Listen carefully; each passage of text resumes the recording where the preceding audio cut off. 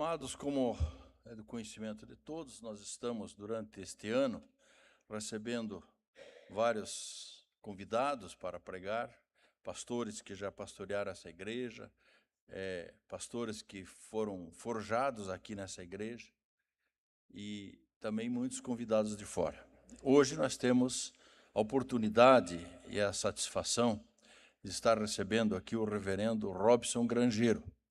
O reverendo Robson Grangeiro, ele é chanceler do Instituto Presbiteriano Mackenzie, da Universidade Mackenzie, é pastor na igreja de Tambaú, na Paraíba, e é um cidadão, um homem, um pastor, um irmão forjado, Senhor Deus, há muitos anos, dando um bom testemunho, tendo um ministério profícuo na região, um ministério de plantação de igrejas, de propagação do Evangelho. Portanto, ele é um servo e um homem de Deus. É este homem que eu quero entregar o púlpito agora, pedindo que ele compareça aqui. E além da nossa amizade e conhecimento, também nós queremos passar para ele aqui uma lembrança pequena que nós estamos entregando aqui. São duas devocionais produzidas pela igreja e uma Bíblia comemorativa aos 100 anos do início dos trabalhos aqui, não é? Que depois o irmão leva para a igreja de Tambaú. Amém? Amém? O púlpito é seu, fique à vontade, obrigado. Que Deus o abençoe. Eu peço que o reverendo Ricardo faça uma oração pelo senhor e pelo púlpito. Se me permite, antes da ministração da palavra, eu gostaria de passar às suas mãos a Bíblia comemorativa da nossa igreja de 25 anos. Nós temos apenas um quarto de vida dos irmãos. Chegaremos lá se Jesus Cristo não voltar antes. É o Jubileu de Prata. Muito obrigado. Obrigado, meus irmãos. Coloquemos-nos em pé, mas vamos orar. Santo Deus, nós louvamos o seu nome pela graça, pelo privilégio de contarmos essa manhã com o reverendo Robson Grangeiro no púlpito dessa igreja. Púlpito que pertence ao Senhor, púlpito que é canal de bênção às nossas vidas. E pedimos agora que o Senhor, por meio do seu Espírito, seja com o reverendo Robson, que as tuas palavras sejam as palavras dele e que o Senhor, de fato, transforme as nossas vidas, nos constranja, fale o que deseja falar por meio deste vaso que hoje se coloca ao seu dispor. Oramos em nome de Jesus. Amém. Bom dia, irmãos. Graça e paz do Senhor a cada um de vocês. A voz está um pouquinho rouca, não é pelo frio de Curitiba, que eu gosto muito, viu? Mas é porque eu tenho viajado e falado em muitos lugares e aí ela vai ficando um pouquinho mais cansada. Trago uma palavra de saudação em nome de todo o Mackenzie, instituição que eu tenho tido o privilégio de servir desde 2014, e lá chegando encontrei o Dr. Rogério Campa como conselheiro e ali nos ombreamos no conselho do Mackenzie até 2019. E, por decisão dele e de outros, fui conduzido à chancelaria, uma função muito nobre, que certamente é muito desafiadora também. Então, eu quero trazer, em nome do Instituto Presbiteriano Mackenzie, uma saudação a esta igreja que completa 100 anos do trabalho aqui iniciado. Fiquei particularmente maravilhado com a estrutura, com a foto da antiga igreja, ainda em madeira, toda uma tradição importante, sem dúvida alguma.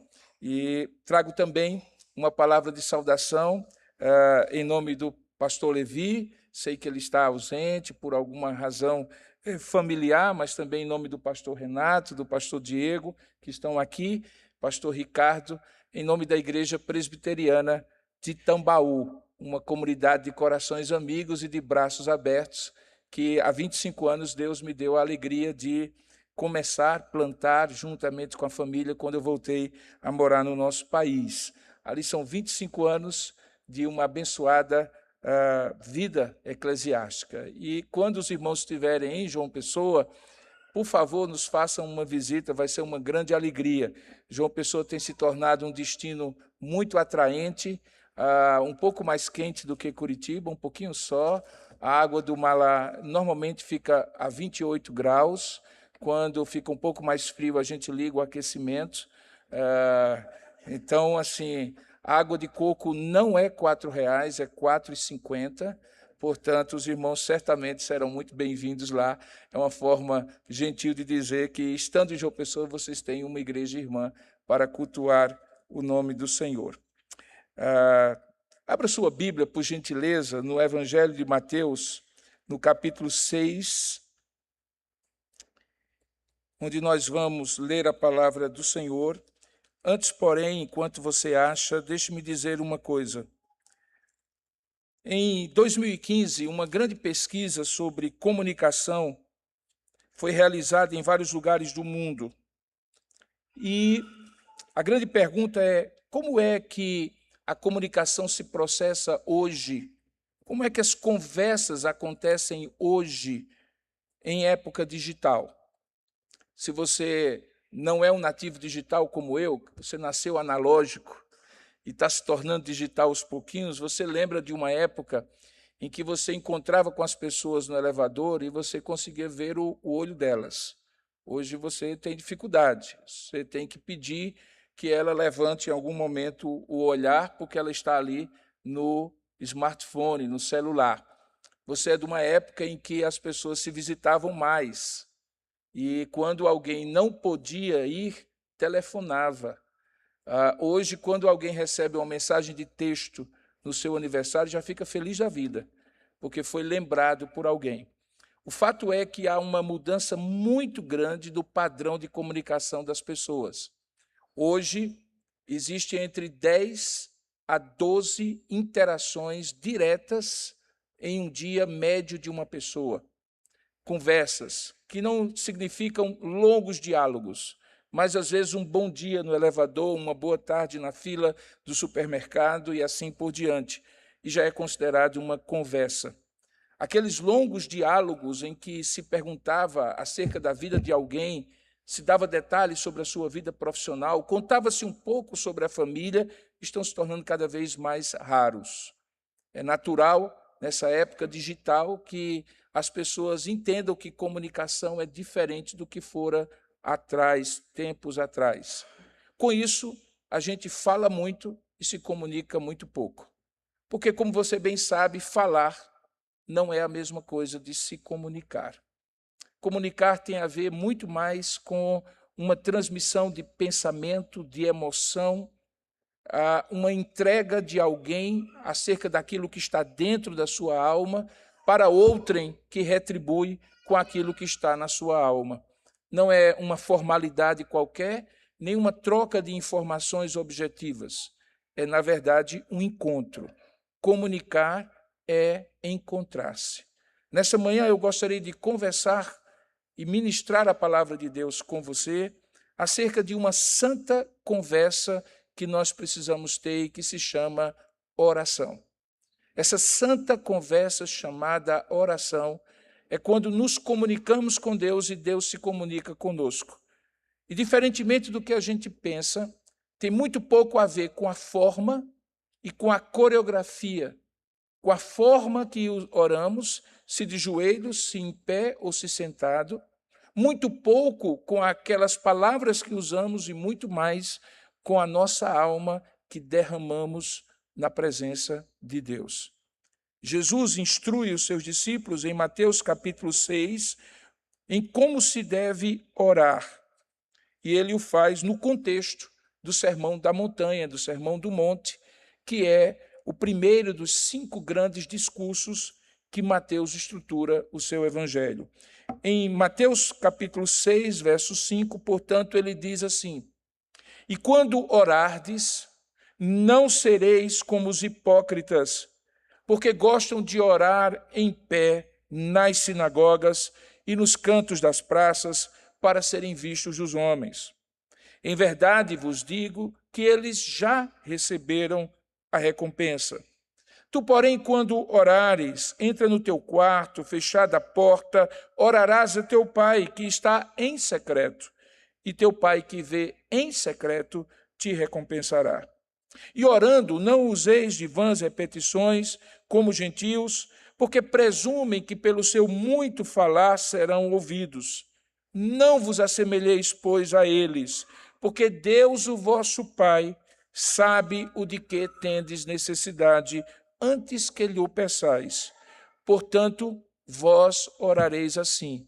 E eu peço que a igreja me acompanhe nessa leitura da oração do Pai Nosso. Pai nosso que estás nos céus, santificado seja o teu nome. Venha o teu reino, seja feita a tua vontade, assim na terra como no céu. O pão nosso de cada dia dá-nos hoje e perdoa-nos as nossas dívidas, assim como nós temos perdoado aos nossos devedores. E não nos deixes cair em tentação, mas livra-nos do mal, pois teu é o reino, o poder e a glória para sempre. Amém. Ó Deus amado, na tua santa e bendita presença nós te rogamos que o mesmo Espírito, o teu Espírito que inspirou esta palavra, ilumine agora as nossas mentes, de tal maneira que possamos compreender a mensagem que o Senhor tem nesta palavra para este povo, neste momento de culto a Ti. Nós sabemos que a Tua palavra é viva e eficaz, inspirada, cheia de toda a autoridade e absoluta nossa regra de fé e prática.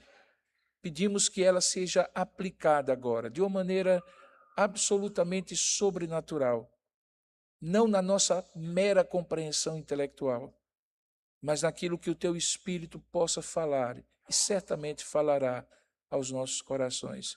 E nós te daremos, ao fim desta exposição, toda a honra, toda a glória e todo o louvor, porque assim te oramos, em nome e para a glória do Senhor Jesus. Amém. O texto paralelo a esse de Mateus capítulo 6 se encontra em Lucas capítulo 11. Lá você entende um pouco o contexto de como provavelmente se deu esse ensino de Jesus sobre a oração. Diz o texto lá em Lucas capítulo 11 que Jesus estava orando junto com os seus discípulos e um deles então pergunta-lhe: Senhor, o Senhor pode nos ensinar a orar? Mestre, ensina-nos a orar. E naquele texto em que se encontra a oração do Pai Nosso, em Lucas capítulo 11, Jesus então ensina a segunda parte daquilo que nós acabamos de ler. Por razões que nós não sabemos, ele está contido aqui no livro de Mateus, dentro do contexto daquele sermão da montanha, que, como eu falei, é o primeiro dos 5 discursos que estruturam o Evangelho de Mateus. O primeiro, o Evangelho de Mateus, menciona o Sermão do Monte, e o último, o Sermão Escatológico de Mateus capítulo 24 a 26.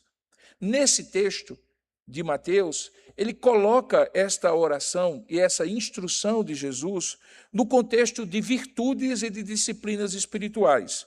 Perceba que ele tinha acabado de falar sobre como se deve dar esmolas, no capítulo 6, a partir do verso 2. Logo depois de instruir sobre a oração, ele instrui como se deve orar, no versículo 16 em diante. Essas 3 partes têm a ver com aquilo que o Senhor estava instruindo de maneira prática os seus discípulos acerca dos valores do reino. Nesse ponto, então, Jesus estabelece em primeiro aspecto aquilo que eles não deveriam fazer. E ele usa 2 extremos. O primeiro extremo dos religiosos, a quem ele chama de hipócritas. Ele diz no verso 5, conforme nós lemos, e quando orardes, não sejais ou não sereis como os hipócritas. E qual era o problema da oração daqueles religiosos?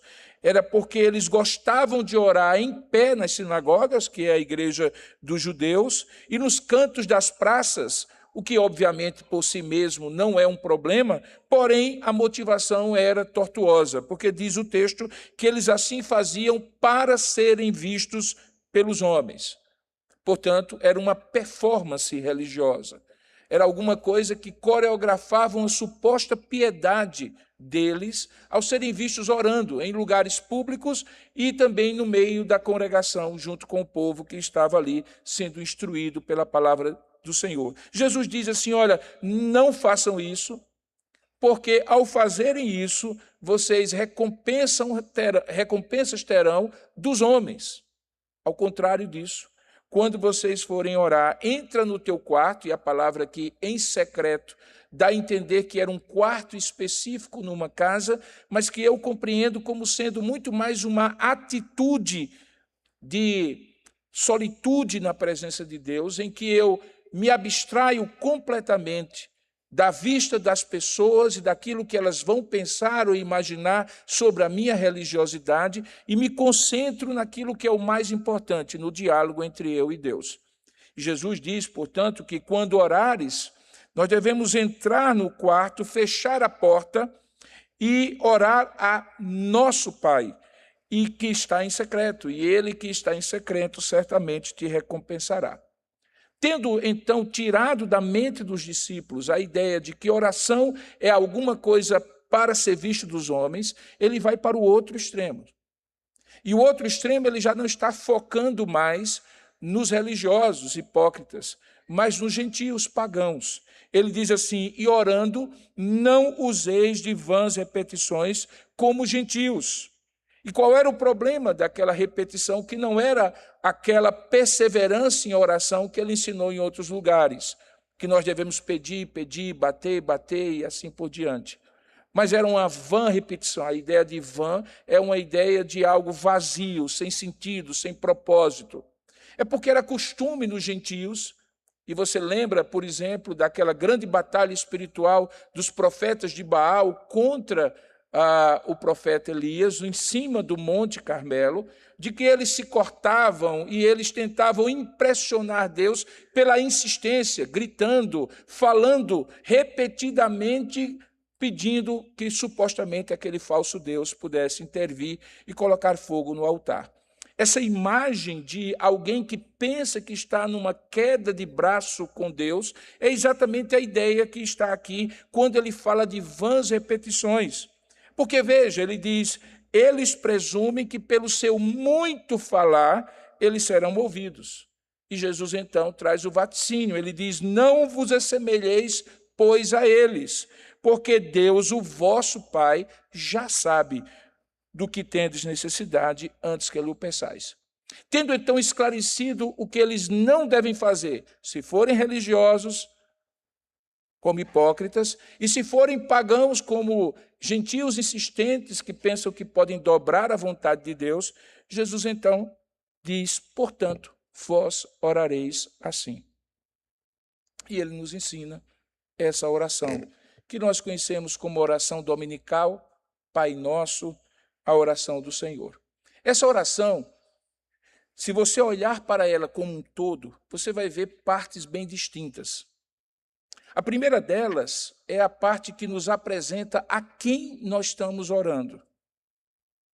Ele diz assim, portanto, vós orareis assim, Pai nosso que estás nos céus, santificado seja o teu nome. Depois ele apresenta aquilo que mais interessa a Deus antes de apresentar aquilo que mais interessa a nós. Ele diz, venha o teu reino, faça-se a tua vontade, assim na terra como nos céus. Posteriormente, ele apresenta as três grandes necessidades humanas: o pão da provisão, ou a provisão do pão, o perdão e a proteção. E, finalmente, ele encerra com uma doxologia que ele repõe aquilo que inicialmente ele falou quando falou sobre vir o teu reino, quando ele diz, pois teu é o reino, o poder e a glória para sempre. Então, essa oração é claramente uma mini teologia da conversa com Deus, da chamada santa conversa, oração, chamada oração com Deus. E eu gostaria de, nesta manhã, expor, não de maneira exaustiva, todos esses elementos para que, da próxima vez que cada um de nós tenha o seu momento devocional, seja aqui na igreja, seja em casa, na família, nós possamos lembrar que, mais do que um modelo de oração, essa oração é a própria proposta de conversa que o Filho de Deus teve com o Pai. Jesus orou várias vezes no seu ministério, e que ele propõe para nós também. Não é apenas uma reza, uma repetição, porque senão seria como gentios. Não é também uma performance religiosa, porque senão seria como os hipócritas. É uma santa conversa, não uma conversa de texto, um diálogo, uma comunicação de afetos, de volições, de pensamentos, de desejos, de anseios, de receios, de convicções, de esperança. Essa santa conversa chamada oração. Perceba o primeiro aspecto, ele apresenta o Pai. Jesus poderia ter dito assim: e quando orardes, orareis assim: ó Eterno, Santo Criador de todas as coisas, Deus Todo-Poderoso, ó Altíssimo, onipresente, onipotente, onisciente Deus. E todos esses epítetos, esses nomes de Deus são válidos, estão revelados na Escritura Sagrada. Todos eles seriam verdadeiros. Mas numa conversa que se propõe ser um diálogo entre um filho e seu pai, todos os títulos caem por terra para ser subordinados àquilo que é mais estruturante numa relação entre um pai e um filho, a paternidade. Portanto, ele diz: quando orardes, orareis assim: Pai nosso que estás nos céus. Jesus preferencialmente chamou o seu Pai, como Filho de Deus, eternamente gerado pelo Pai, de Pai. Em alguns momentos ele disse: Pai, perdoa-lhes porque não sabem o que fazem. Pai, eu te agradeço porque não revelaste essas coisas aos poderosos e ricos deste mundo, mas aos pequenos e humildes. Pai, eu sei que o Senhor sempre me ouve, mas agora eu te invoco para que eles saibam disso. Pai era como Jesus gostava de chamar a primeira pessoa da Trindade, como Filho de Deus que ele é, o próprio Deus. E ele então nos ensina que isso estrutura uma relação de intimidade.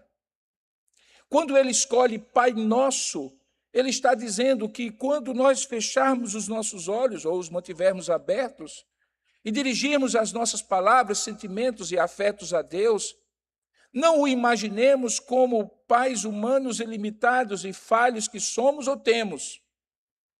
Inclusive, ele diz isso em outro texto, quando ele argumenta: se vós que sois pais imperfeitos, sabeis dar aos seus filhos aquilo que lhe necessitais, quanto mais o vosso Pai Celeste não dará com ele, com o seu Espírito, todas as suas bênçãos. Portanto, não é imaginar Deus como um Pai que nós somos ou temos, mas é saber que existe, sim, todo um padrão de relacionamento entre Deus e cada um de nós, que não é estabelecido na relação de servo e senhor apenas, de criatura e criador, de súdito e rei, mas é estabelecido, antes de tudo, na relação de um filho com um pai. E é desta maneira que Deus se agrada que nós lhe dirijamos a palavra. Porque, afinal de contas, independentemente das funções que nós temos, dos títulos que recebemos, lá na intimidade da nossa casa, nenhum de nossos filhos chama de doutor, senhor chanceler, professor, reverendo, por mais respeito que tenha. É papai, é pai, ou lá na nossa região, painho. É na intimidade que Jesus, então, diz que deve ser a nossa relação com Deus. Eu sei que algumas vezes isso fica obscurecido, porque quando nós não tivemos ou não temos uma relação que é tão boa, franca, íntima, acolhedora com os pais que nós temos ou somos aqui na terra, isso obscurece um pouco, porque nos faz comparar o Pai que está nos céus com o Pai que temos aqui na terra. Mas quando olhamos para a Escritura e sabemos quem é este Pai, logo a ideia de paternidade, por mais defeituosa, complicada, fissurada que nós tenhamos na terra, se abrilhanta pela certeza de quem é este Pai. Bendito seja o Deus e Pai de nosso Senhor Jesus Cristo, que nos tem abençoado com toda sorte de ricas bênçãos espirituais nas regiões celestiais em Cristo Jesus. É este o Pai. Um convite à intimidade é como essa santa conversa chamada oração começa. Mas não é uma intimidade desrespeitosa. Porque veja que na mesma frase, ele diz: Pai nosso que estás no céu, santificado seja o teu nome. Nós entendemos que a ideia de santo se estabelece em dois conceitos. A primeira, de uma pureza, de uma natureza imaculada que só Deus é, só Ele é santo, santo, santo, e toda a terra está cheia da sua glória. Mas nós sabemos que essa santidade, justamente porque Deus é o totalmente outro, o transcendente, Ele também se separa de todas as coisas. E se é fato que Ele se separa de todas as coisas, porque sendo Ele santo e todas as coisas que Ele criou sendo clivadas, marcadas pelo pecado desde a queda, com essas coisas Ele não pode ter comunhão. Por isso que a palavra kadosh, originalmente em hebraico, significa aquilo que é separado do uso comum para um uso que tem a ver apenas com Deus. Por isso que o sumo sacerdote tinha aquela placa na sua testa, santidade ao Senhor. E é por isso que ele nos diz que ele é santo e que nós devemos ser santos como ele é santo. Porque santo significa algo que não é comum, não é usual, não é trivial, não é alguma coisa como qualquer outra. Lá no Nordeste, de onde eu venho, os mais velhos, os mais anciãos, costumavam dizer, minha avó, meus tios, quando nós faltávamos um pouco, porque não podia faltar muito, né? Quem ousaria faltar muito respeito? Mas quando, de repente, a gente chegava na sala e entrava sem pedir licença, sem dar bom dia, boa tarde, ele chamava: vem cá, menino. Chamava e dizia assim: você está pensando que eu sou seu parceiro? Parceiro, na linguagem nordestina, é o corrutelo da palavra parceiro. Significa: você pensa que eu sou igual a você? Eu sou seu avô, menino, peça a bênção. Eu sou sua tia, dê bom dia. Peça licença. Dizer que o nome de Deus é santificado remete àquele mandamento: não tomarás o nome do Senhor teu Deus em vão, porque Ele é santo. Significa que o nosso Pai, que nos convida à intimidade e ao acolhimento, no entanto, não nos autoriza ao atrevimento e à arrogância, porque a intimidade com Deus não nos dá direito de sermos arrogantes diante de Deus, desrespeitosos. É preciso entender que esse Deus que é Pai é também santo. E, portanto, quando eu converso com Ele, a minha atitude deve ser de um acolhimento reverente que eu preciso ter diante dEle. Me sinto acolhido, mas, ao mesmo tempo, sei que Ele não é meu parceiro. Que Ele é o outro, totalmente outro. Que eu tenho que dar a Ele o respeito devido. E, no momento da oração, eu não estou falando com qualquer pessoa. Eu estou falando com o Senhor dos céus e da terra.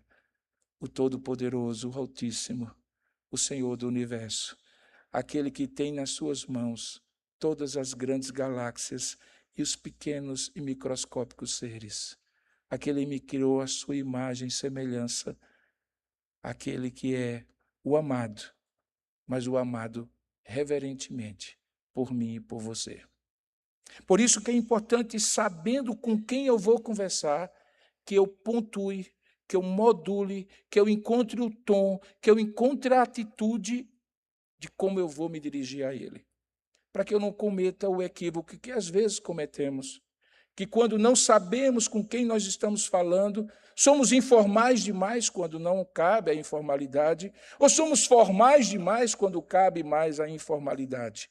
Afinal de contas, quando você vai encontrar com alguém pela primeira vez, você costuma perguntar quem é a pessoa, para você saber como você vai se vestir no encontro com ele, que palavras você vai usar, como você vai conversar com ele, a depender de quem ele é. Pois bem, nessa santa conversa chamada oração, esse nosso Deus é o nosso Pai, mas é um Pai santo. O seu nome precisa ser santificado, porque o nome de Deus é a própria essência de Deus. Lembre de Êxodo capítulo 3, quando Moisés se encontra com o Senhor na sarça ardente. A primeira coisa que ele pergunta, acostumado com o politeísmo egípcio, é: ok, o Senhor me manda a Faraó dizer, deixa o meu povo ir há 3 dias no deserto para me adorar, mas como eu vou apresentá-lo ao Faraó? E Deus então diz: eu sou o que sou. O nome de Deus, aquele que não está, não será, nem foi, o eterno, Yahvé, Jeová, é o nome santo do nosso Pai com quem nós estamos conversando, nessa santa conversa chamada oração. Depois disso, ele então estabelece a segunda parte da oração, dessa santa conversa chamada oração. É quando ele dá a prioridade de como deve ser a nossa conversa. Veja, ele estabelece que primeiro eu preciso focar no que é prioritário para Deus e não no que é prioritário para mim. Por isso ele diz, ore primeiro assim, venha o teu reino e seja feita a tua vontade, assim na terra como é feita no céu. Agora imagine uma criança querendo um bolo, um pedaço de bolo, um pedaço de pão, chegando ao pai que ele tem acolhimento e intimidade e logo, rapidamente, colocando a sua necessidade, dizendo, pai, me dê um pedaço de bolo, me dê um pedaço de pão, eu preciso disso. E aí o pai diz, não, para um pouquinho. Isso aí você vai ter. Mas você já parou um pouquinho para pensar o que é que eu quero que você seja? Que você se torne? Você já parou um pouquinho para pensar qual é a prioridade que Deus tem para você antes de garantir o seu pão, o seu perdão e a sua proteção?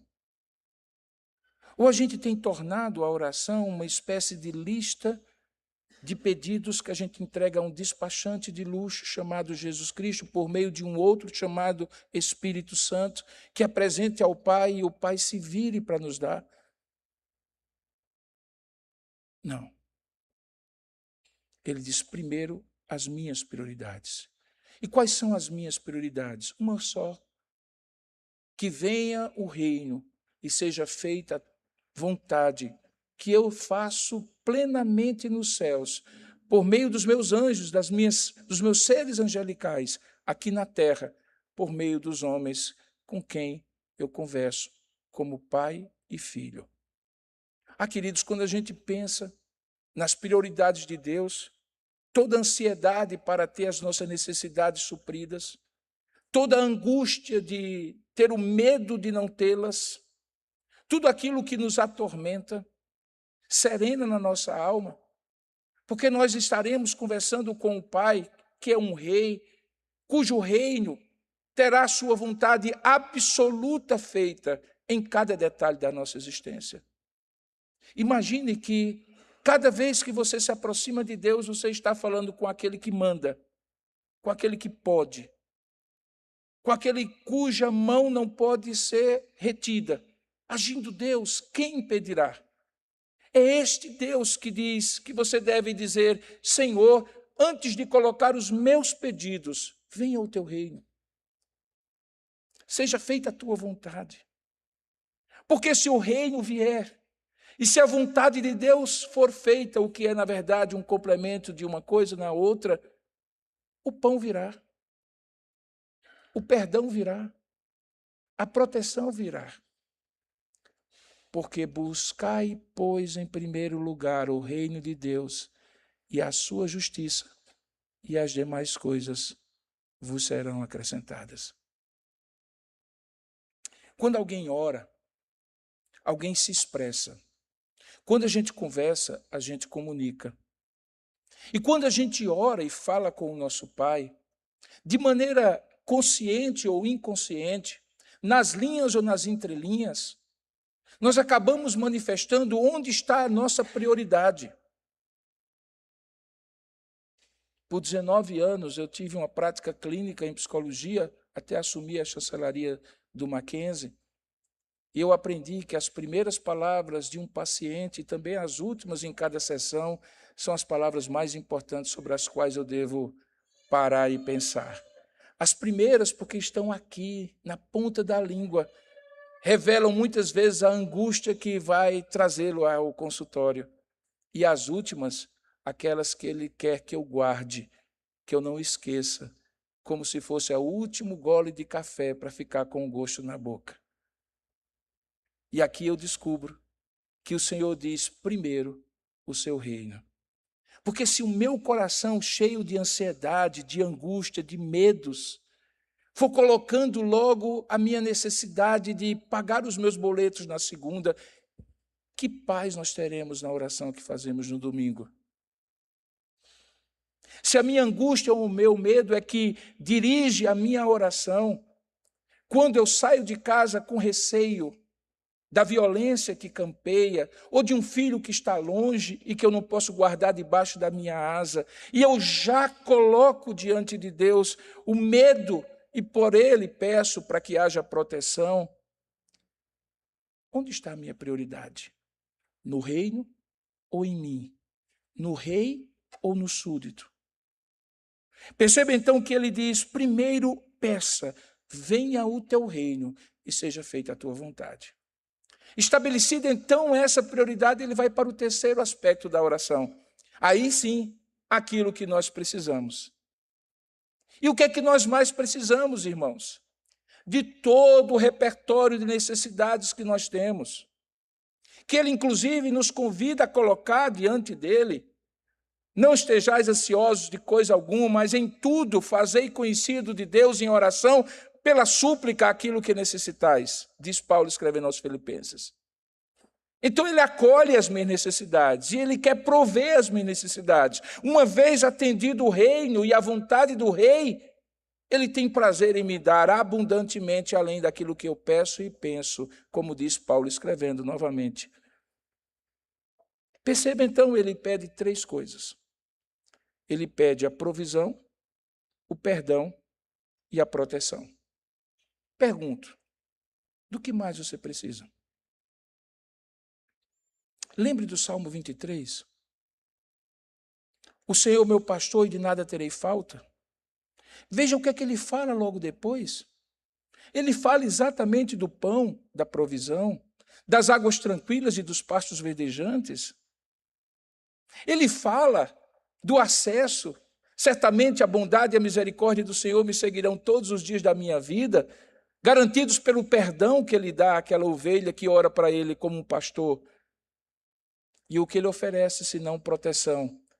A vara e a justiça do Senhor te acompanharão todos os dias da tua vida, e quando passares pelo vale da sombra da morte, não temerás mal algum.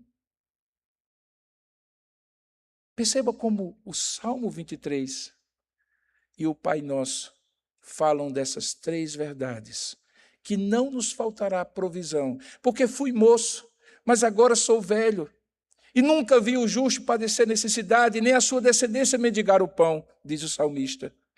Não nos faltará perdão, porque diz a palavra que o Senhor é misericordioso e assaz benigno, e que a sua misericórdia se estende de geração a geração.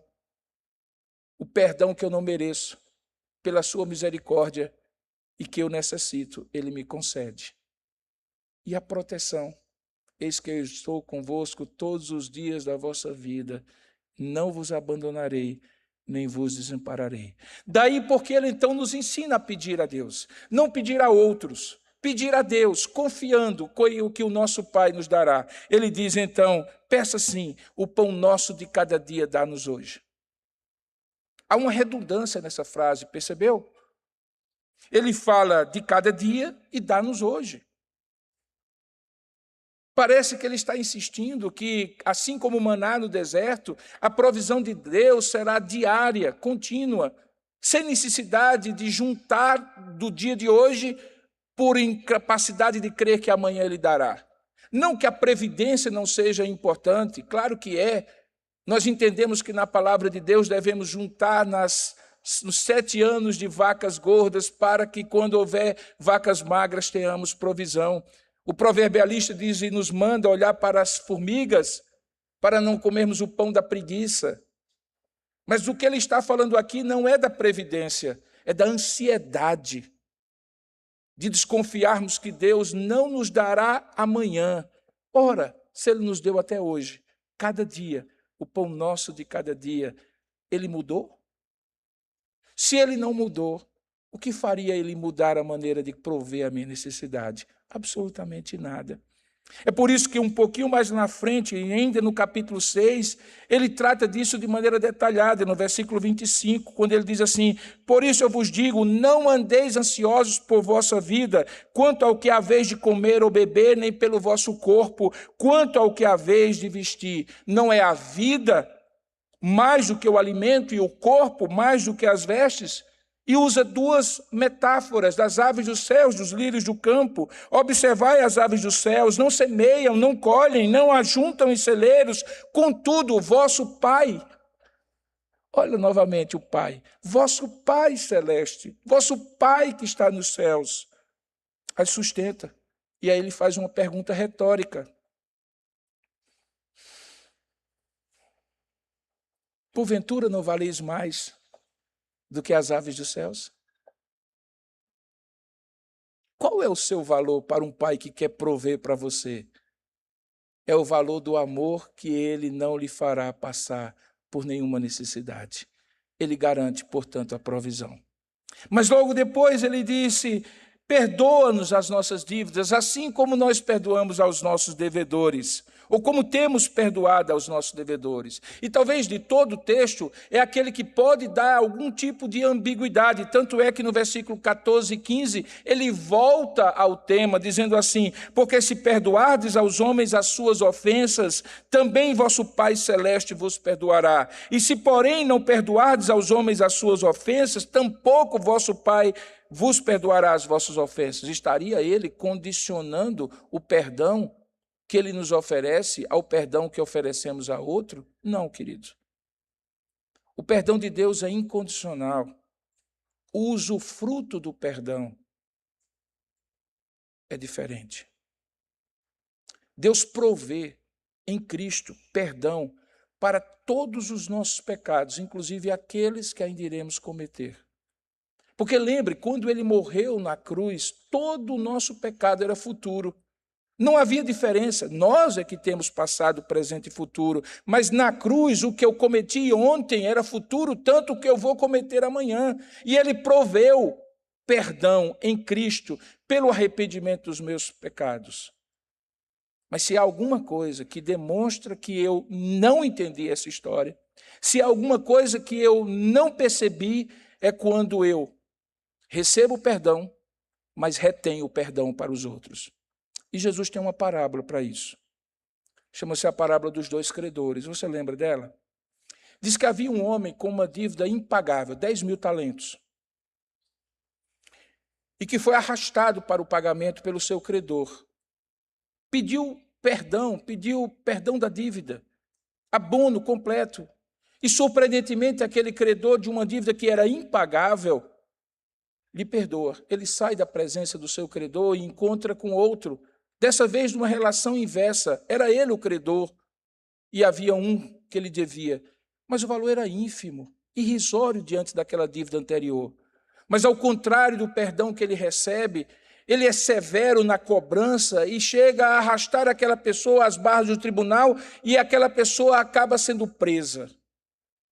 Contando aos seus amigos, os seus amigos levam aquilo que havia acontecido ao primeiro credor, que o chama e diz assim: o que é que você está fazendo? Eu lhe perdoo e você não perdoa? Você percebe então aqui que alguém que recebe perdão tem um espírito perdoador? E se alguém não tem um espírito perdoador, é amigo do rancor, da mágoa, da murmuração, da vingança, tomado por pensamentos de retaliação, de fato, já tem perdão provisionado, mas não perdão usufruído, porque ainda não entendeu que perdão não é o que eu mereço, é o que eu preciso. Assim como é a misericórdia de Deus. Diz que certa vez, Napoleão Bonaparte sentenciou à morte um soldado que havia desertado do seu exército. E naquele momento em que ele seria enforcado em praça pública, a sua mãe levantou-se em clamor e disse: imperador, perdoe o meu filho, tenha misericórdia dele, E diz a história que ele disse, mas ele não merece ser perdoado.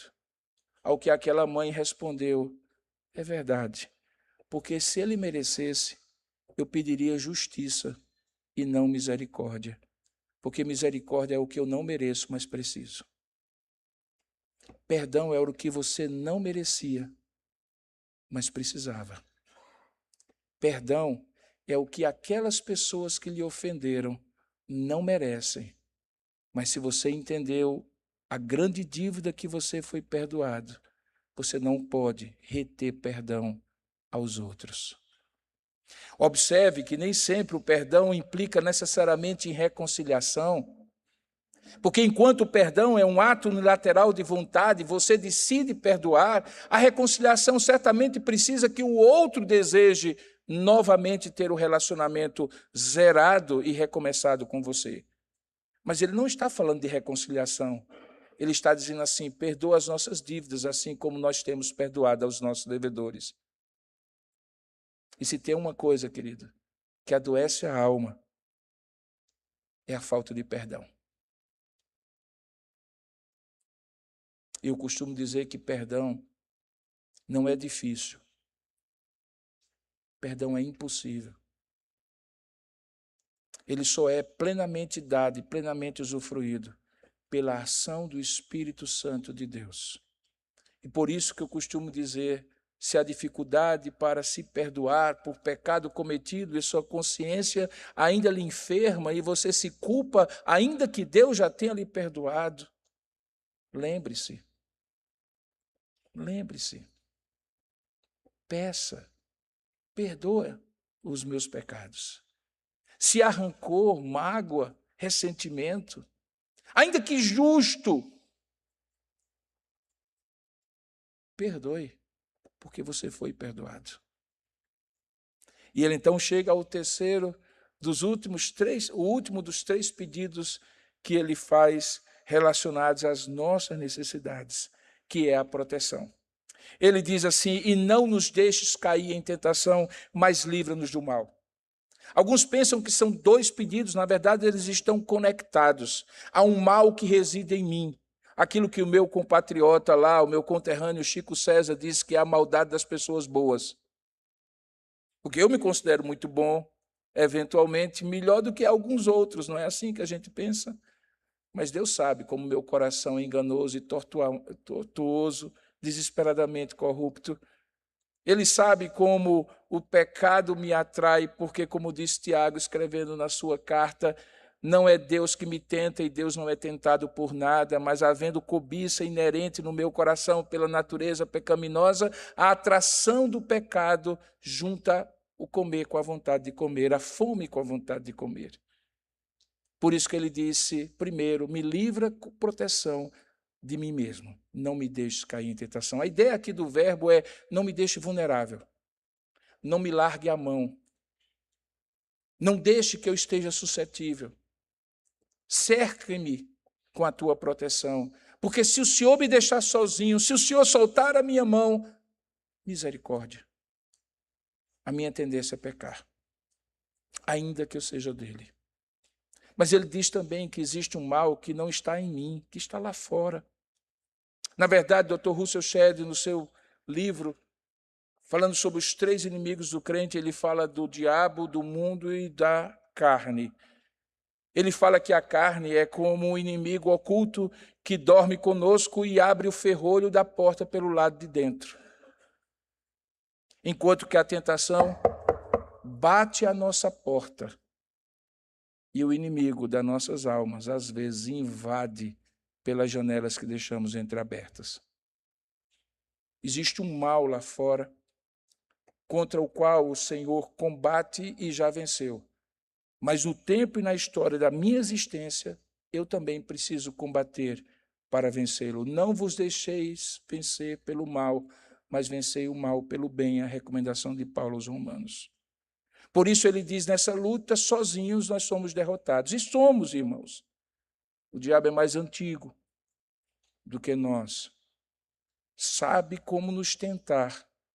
Mapeia de maneira perfeita nossos pontos de vulnerabilidade e aperta o botãozinho certo, que atrai a um e não atrai a outro, que tenta um e não tenta o outro, que oprime a um e não oprime a outro. Só existe uma forma de sermos protegidos. Senhor, livra-nos do mal. Ah, queridos, cada dia, não é verdade? A gente sai de casa supostamente preparado com uma agenda no celular de compromissos que nós temos que fazer. Nós temos a tola pretensão de controlar pelo menos aquele dia e dizer, estou organizado. Frequentemente nós descobrimos que lá por volta do meio-dia a nossa agenda já foi colocada de cabeça para baixo e nós não dominamos nada. Não é o mal que nos domina. Há um Deus soberano no trono, cuja cabeça da serpente ele já esmagou na cruz, mas que ainda hoje ela se levanta contra os seus filhos para levá-los ao mal. Senhor, livra-nos do mal. Tendo posto então essa quarta parte, ele vai para a conclusão. E eu também. A doxologia.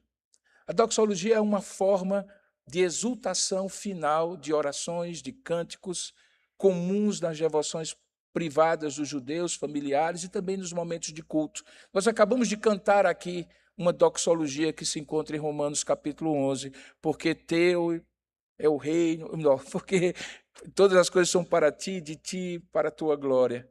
Aquele finalzinho do capítulo 11 é uma doxologia. Aqui nós temos uma doxologia. Se você for observador, ela está entre colchetes. E alguém já disse assim, como fazer uma exposição se entre colchetes supostamente estaria não nos melhores manuscritos? Eu não vou entrar nos detalhes da manuscritologia, mas eu posso garantir a você que a Bíblia é o livro com maior e melhor aparato manuscritológico das publicações antigas, das obras antigas.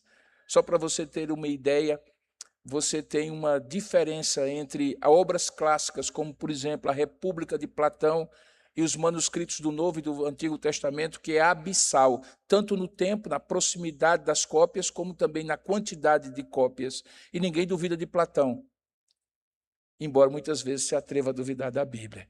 Então, quando aqui ele conclui, porque teu é o reino, o poder e a glória para sempre, não somente esse texto é texto inspirado, mas ele tem uma harmonia perfeita com o começo da oração. Lembra como foi que ela começou?